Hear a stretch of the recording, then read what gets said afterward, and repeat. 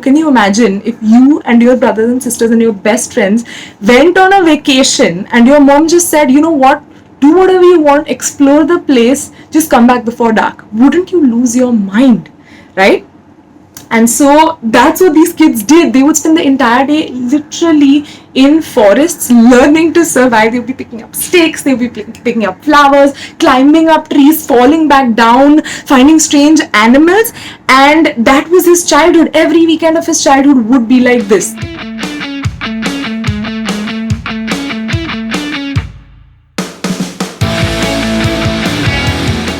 Hi everyone, I'm Divya Mehta. I'm your virtual librarian. I hope you guys are safe. And this is my second recommendation in my series of books that kids actually want to read. Okay, now this is my recommendation. It's Boy by Roald Dahl. I think everyone who's in grades 3 to 5 knows Roald Dahl. Everyone loves him. I think Charlie and the Chocolate Factory. There's so many books that kids fall in love with. But what you all don't know is the reason he's able to write so well is because Roald Dahl himself lived an insane life. Okay, and so this is actually an autobiography where he recounts his childhood. That's why it's named Boy. Roald Dahl actually had parents from grandparents from Norway. Okay, and so every summer vacation, like all of us, we go back to our hometowns, right? So they used to go back. His brothers and sisters and his mother used to actually go and meet their nana and nani in Norway. Okay, now the thing is, their grandparents lived in the countryside, and so what they would do every weekend in the vacation, can you imagine, is that they would rent out a massive boat, okay, and they would go into the fjords. The fjord is a big lake, okay, and what they would do is he and his brothers and sisters would be just dropped off at islands in the middle of the lake. So they would be sailing through the lake and they would spot these small patches of land, and so that their mom, she's also so incredible, she would just say that, alright fine, I'm giving you a little food, go on the island, explore to your heart's content, and just come back when you're done, like before it's dark. Now can you imagine if you and your brothers and sisters and your best friends went on a vacation and your mom just said, you know what, do whatever you want, explore the place, just come back before dark? Wouldn't you lose your mind, right? And so that's what these kids did. They would spend the entire day literally in forests learning to survive. They would be picking up sticks, they would be picking up flowers, climbing up trees, falling back down, finding strange animals. And that was his childhood. Every weekend of his childhood would be like this. It sounds like heaven, right?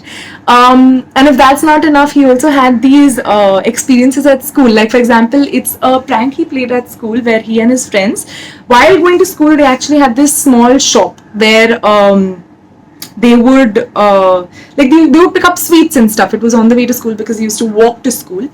And so he one day, they didn't like the shopkeeper. First of all, they disliked the shopkeeper completely, and so one day they decided to play a prank on him. And so they picked up a dead rat. Okay, they picked up a dead rat, and one of his friends distracted the shopkeeper. The other one, like I think this was Roald himself, he opened one of the jars and he dropped the dead mouse. Okay, he shut it and they went away. Okay, and I think it was just in the distance as they were walking away, they heard a loud scream. Like, can you imagine if you go into a shop as a customer and the shopkeeper opens your favorite like sweet jar and he removes a dead mouse? It sounds like an amazing prank. I think I'm kind of parents beware. I'm sorry, I'm inspiring kids to do this, but it's a hilarious prank. Now the worst part is the shopkeeper knew the school's headmaster. Okay, and so he found out that it was these 3 boys who did this. He landed up at their school and he found them. Can you imagine how embarrassing that would be? Right? And so the book is filled with these different accounts of his childhood. He lived an amazing life, and so it's his account of a great life that he's had. It's just the story of his this thing, like, so from his age, from his birth to his, I think by the time he was 15 or 16. It's very interesting.